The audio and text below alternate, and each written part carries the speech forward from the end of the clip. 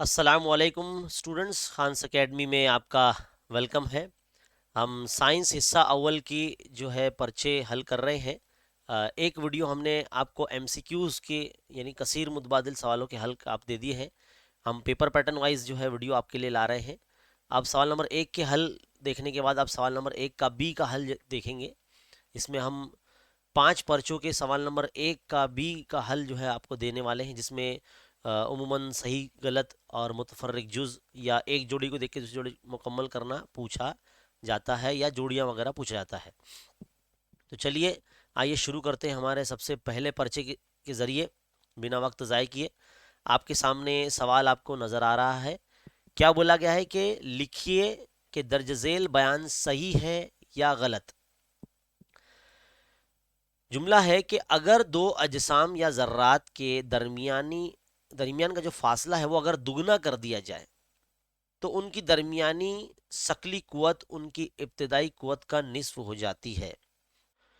तो बच्चों, इस सवाल का अगर आपको जवाब पता करना है तो आपको आपकी दरसी किताब के सफ़ा नंबर 4 पर देखना होगा। यहाँ पर आप जो मसाद नंबर 2 बनी है, यहाँ पर आप देख सकते हैं कि अगर दो अजसाम में से किसी एक की कमियत को दुगना कर दिया जाए तो उस कानून के मुताबिक जो शकली कायनात का जो मुस्तकिल कानून है, यानी कुव्वत कशिश का जो कानून है, उसके मुताबिक दरमियानी कुव्वत कशिश भी जो है वो दुगनी हो जाएगी। अगर किसी भी एक जो है जिस्म की या ज़र्रे की कमियत को अगर दुगना कर दिया जाए तो कुव्वत कशिश भी दुगनी हो जाती है। इसी तरह अगर उनको दूर कर दिया जाए, फासले अगर जो है फासले का अगर दुगना कर दिया जाए तो उसकी जो कुव्वत है वो एक चौथाई हो जाएगी।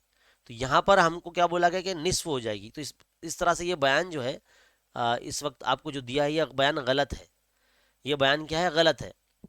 निस्फ नहीं होगी, एक चौथाई हो जाएगी, ये आपको पता होना चाहिए, है ना। तो ये सही गलत के लिए आपको चैप्टर रीडिंग करना पड़ेगा, यानी सबक को लाइन टू लाइन पढ़ना पड़ेगा, तभी जो है आप बहुत अच्छे तरीके से इसका जवाब दे सकेंगे। अगला सवाल है मुतफर्रिक जुज अलहदा करना है। अब आपको ताल्लुक देखना पड़ेगा, करीब नजरी, बईद नजरी और ज़ईफ नजरी, ये तमाम जो है बीमारियां हैं। तो जाहिर सी बात है, क्या स्पेक्ट्रोमीटर ये अलग हो जाएगा, है ना, ये अलग हो जाएगा। सवाल नंबर 3, पहली जोड़ी में ताल्लुक को मद्देनजर रखते हुए दूसरी जोड़ी मुकम्मल कीजिए। शुआए वकू जो है वो लतीफ़ वास्ते से गुजरती है, तो कौन सी शुआ कसीफ वास्ते से गुजरती है?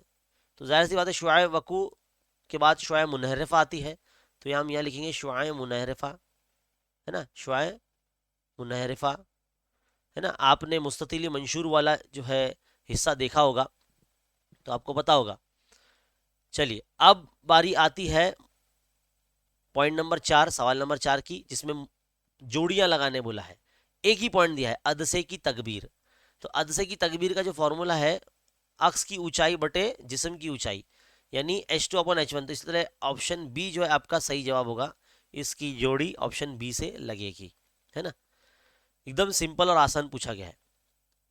अब सवाल नंबर 5, क्या बोला है सवाल नंबर 5 में? खाली चौकन में मुनासिब जवाब लिखिए। खाली चौकन के अंदर देखो, ये वही कानून है, पहला कानून जो अभी थोड़ी देर पहले पीछे पेज पर आपको पूछा गया है। दो ज़र्रात है जिनकी कमियत M1 M2 है, दोनों के दरमियान कुव्वत कशिश होगी। यहाँ पर फासला सिर्फ डिस्टेंस है, डी है, यहाँ पर डिस्टेंस को दुगना कर दिया गया है। तो जाहिर सी बात है, कुव्वत को जो F बताया गया है, यानी x इज इक्वल टू कितना हो जाएगा? 1/4 हो जाएगा, है ना, एक चौथाई हो जाएगी ना। कुव्वत क्या हो जाएगी? एक चौथाई हो जाएगी, तो 1/4। तो ये आपका इस तरह से आंसर आ जाएगा। तो यहाँ पर हमारा सवाल जो सवाल नंबर 1 का बी जो है वो कंप्लीट होता है पहले पर्चे का। अब हम आगे बढ़ते हैं पर्चा नंबर 2 की तरफ। चलिए, पर्चा नंबर 2 पर आ गए। अब हम यहाँ पर भी सवाल नंबर 1 का बी हल करेंगे। क्या बोला गया है कि लिखिए कि दर्ज झेल में से कौन सा बयान सही है।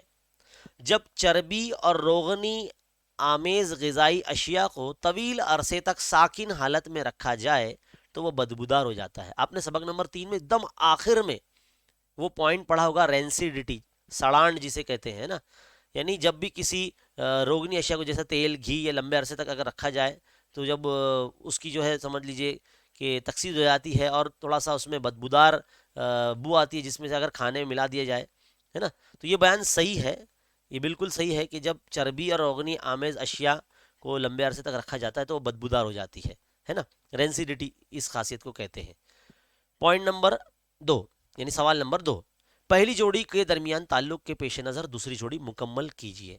IRNSS ये जो है सिमत शनास सैयारा सैटेलाइट है ना। तो इनसेट क्या है? इनसेट जो है ये मौसमियाती जो है सैटेलाइट है, और टेली कम्युनिकेशन सैटेलाइट भी कहलाता है ना।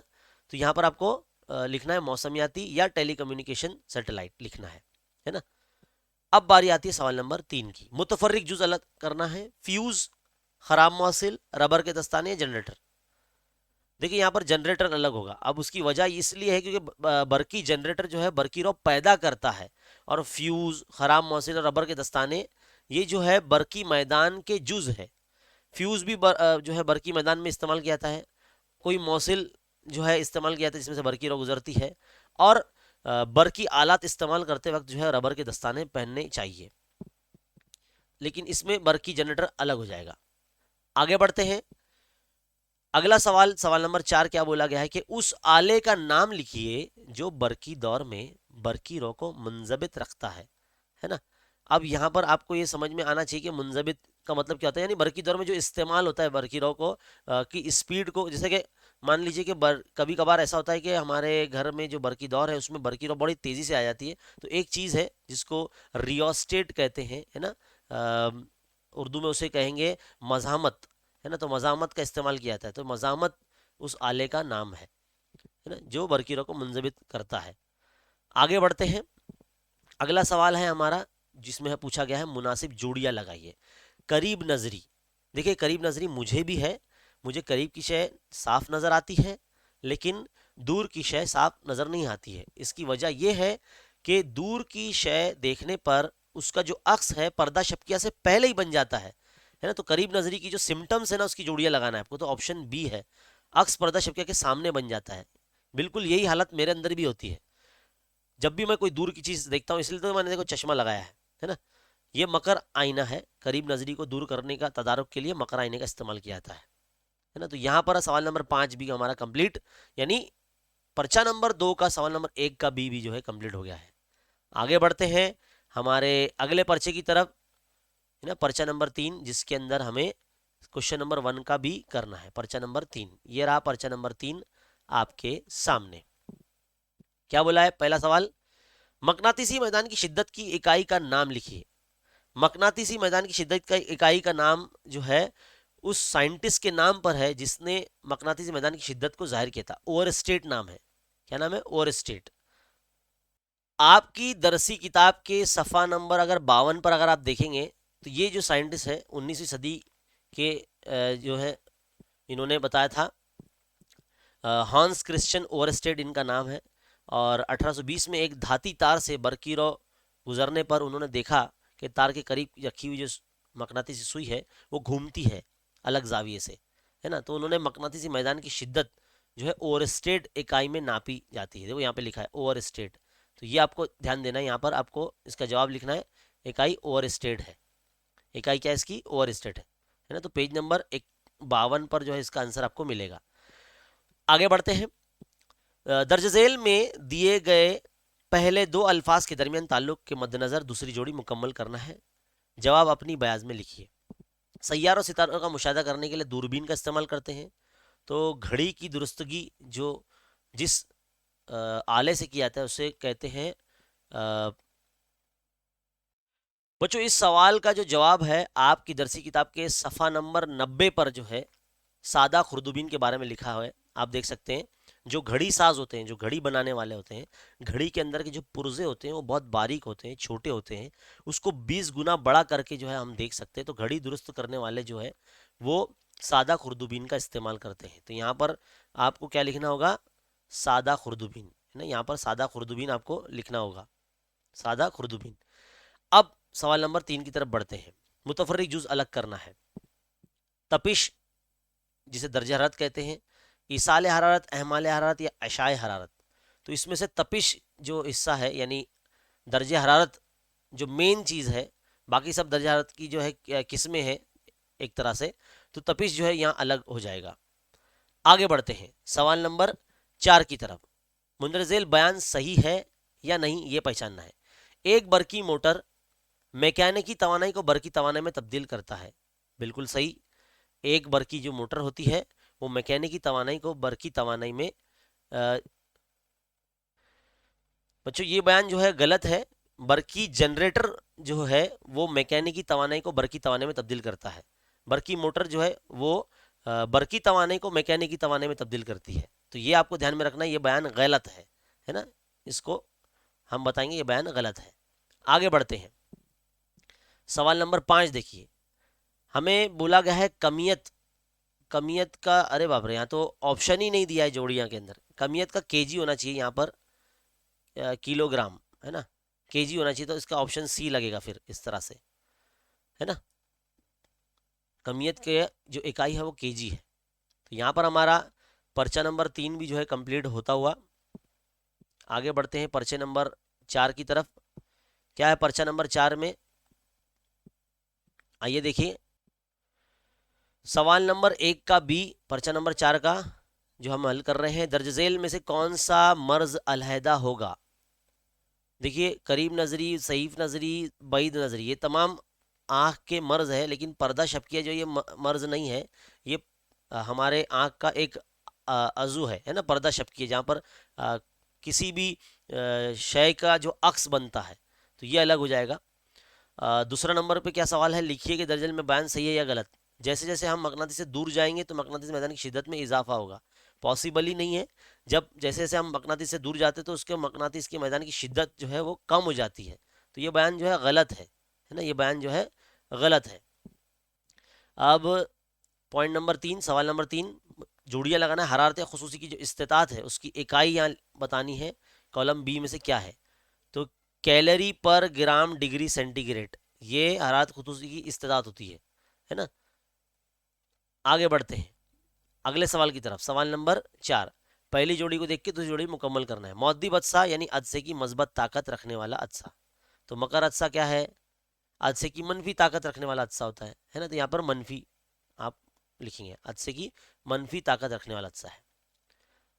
अब आगे सवाल नंबर 5, इस उस मुल्क का नाम लिखिए जिसने सबसे पहले चांद के खलाई मिशन को अंजाम दिया था। तो भाई रूस नाम था, है ना। रूस का यूरी गागारिन नाम था, जिसका सबक नंबर 10 से लिया गया है। तो रूस इसका सही जवाब होगा। सबसे पहला मुल्क था जिसने चांद खलाई मिशन, चांद के लिए खलाई मिशन को अंजाम दिया था, है ना। तो 4 पर्चे यहाँ मुकम्मल। आगे बढ़ते हैं। पर्चा नंबर 5 आखिरी पर्चा, जिसका सवाल नंबर 1 का भी हम हल कर रहे हैं। देखिए क्या है, मुंदरजेल फ्लो चार्ट मुकम्मल कीजिए। फ्लो चार्ट में क्या है, Na, फिर उसके बाद एक ब्लैंक बॉक्स है, फिर एल्यूमिनियम, सिलिकॉन, फास्फोरस, फिर उसके बाद डैश, फिर क्लोरीन, आर्गन। देखिए भाई, अगर इसको गौर से देखा जाए तो तीसरे दौर के अनासिर दिख रहे हैं, है ना। थर्ड रो हमारा जो क्या बोलते हैं ना, दौरी जदौल, उसकी थर्ड रो के अनासिर है ये। अगर आप गौर से देखेंगे आपकी दरसी किताब के सफ़ा नंबर 23 पर जो दौरी जदौल बनाकर यहाँ दिया गया है, ये तीसरा दौर है। देखिए आप, ये वाला, है ना। अगर इसको गौर से देखेंगे, ये आपका तीसरा दौर है। सोडियम, मैग्नीशियम, फिर aluminium, silicon, phosphorus, sulphur, chlorine, argon. अब इसको याद करने का एक छोटी सी ट्रिक है ना, आपको आपके टीचर ने भी बताया होगा, है ना। ना मांगो आलिया से, आलिया अल्फिया जो भी रहेगा, है ना। आलिया से मतलब सिलिकॉन, पेप्सी, सोडा, कोला और। ना मांगो आलिया से पेप्सी, सोडा, कोला और, ऐसा याद रखने का। तो उससे याद आ जाएगा, ना से याद आ जाएगा सोडियम, मांगो से याद आ जाएगा मैग्नीशियम, आलिया के एल से याद आ जाएगा एल्यूमिनियम, से यानी सिलिकॉन, है ना। पेप्सी का पी यानी फास्फोरस, सोडा का एस यानी सल्फर, कोला का क्लोरीन यानी Cl, और के लिए आर्गन यानी Ar, है ना। तो इस तरह से आप इसको कंप्लीट कर सकते हैं। तो यहाँ पर जो है आपका Mg आ जाएगा और यहाँ पर आ जाएगा सल्फर, है ना। तो इस तरह से फ्लो चार्ट आपको लिखकर कंप्लीट करना पड़ेगा। आगे बढ़ते हैं अगले सवाल की तरफ। लिखिए कि दर्ज झेल बयान सही है या गलत। पिघलने की हरारत मख्फी को डैश मतलब को जी पर कैलोरी इकाई में जाहिर किया जाता है। बच्चों अगर आप यहाँ पेज नंबर 63 पर जो अगर ये टेबल अगर अच्छे से याद कर लेते हैं तो यहाँ पर देखो, पिघलाव की मखसूस हरारत मख्फी जो है कैलोरी पर ग्राम कैलोरी पर ग्राम, देखो यहाँ पर मैं आपको दिखाता हूँ, मैं एक मिनट है, इसको हाईलाइट करूंगा मैं। कैलोरी पर ग्राम ये इकाई है, और यहाँ पर उल्टा दिया है, यहाँ पे क्या दिया है, उल्टा दिया है, ग्राम पर कैलोरी बोला है, जबकि सही क्या है, कैलोरी पर ग्राम है। तो ये आपको ध्यान रखना बहुत ज़रूरी है, ये बयान गलत है, सही इकाई कैलोरी पर ग्राम है ना, उल्टा बोल दिया आपको। सवाल नंबर 3, मुतफर्रिक जुज अलहदा कीजिए। इनेकास नूर, अमल तादिल, इनराफ, इंतशार। अब देखिए इनेकास, इनराफ, इंतशार ये जो है नूर के अलग अलग मजहर है, मतलब अलग अलग रूप है।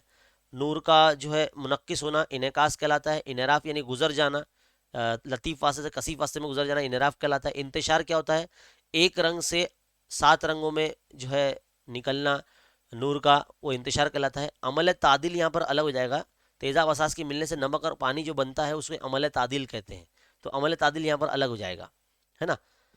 अब बारी आती है सवाल नंबर 4 की। क्या बोला है, नाम बताइए बैक्टीरिया जैसे निहायत ही छोटे जानदार का मुशाहिदा करने वाला आला, मतलब ऐसा आला जिससे मुहीन छोटे छोटे जर्रात जैसे बैक्टीरिया या जरासीम उसको देखने के लिए मुरक्कब खुर्दुबीन का इस्तेमाल करते हैं, मुरक्कब खुर्दुबीन का इस्तेमाल करते हैं ना। तो ये आपको याद रखना है, मुरक्कब खुर्दुबीन का इस्तेमाल करते हैं। आगे बढ़ते हैं, सवाल नंबर 5, पांचवें पर्चे का आखिरी सवाल समझ लीजिए, एक सवाल नंबर 1 का बी का। यहाँ मतलक रतूबत की इकाई हमें कॉलम बी से बतानी है। तो मतलक रतूबत की जो इकाई है किलोग्राम पर मीटर क्यूब है ना। सबक नंबर 5 के अंदर अगर आपने हर हिस्सा लाइन टू लाइन लफ्ज़ ब लफ्ज़ अगर पढ़ा है अच्छे तरीके से, तो आप इस तरह की इकाइयाँ वगैरह जो चीज़ें हैं जो बीच बीच में से बिल्कुल पूछी गई है, आप उसको बहुत ही सही तरीके से लिख सकते हैं और निशानदेही कर सकते हैं, पहचान सकते हैं। तो फिलहाल यहाँ पर हमारा सवाल नंबर 1 का बी जो है वो कंप्लीट हो चुका है। 5 पर्चे हमने आपको कराए, और इसी तरह से आगे भी जो है हम तमाम पर्चे, जो 5 पर्चे हैं साइंस के, जो इम्कानी सवाल पर्चे माने जाते हैं, प्रैक्टिस के लिए आपके लिए मौजूद है, और ये पर्चा आप हमारी वेबसाइट से भी डाउनलोड कर सकते हैं। अब अगले वीडियो में आपको साइंस सी वजूहात जो है सवाल नंबर 2 के ए में जो पूछी जाती है, वो पांचों पर्चों की आपको एक साथ जो है मिल जाएगी, और हम आपको जो है वो दे देंगे। और ये अगर आप वीडियो अगर देखकर पढ़ाई कर रहे हैं तो आपका बहुत फ़ायदा होने वाला है, क्योंकि इसी तरह के जो सवालात हैं बोर्ड इम्तिहान में या आपके प्रिलिमिनरी इम्तिहान में, जिसे सराव परीक्षा कहते हैं, उसमें पूछे जा सकते हैं, जिसमें आपकी बहुत हेल्प होगी। तो वीडियो देखते रहा कीजिए चैनल पर।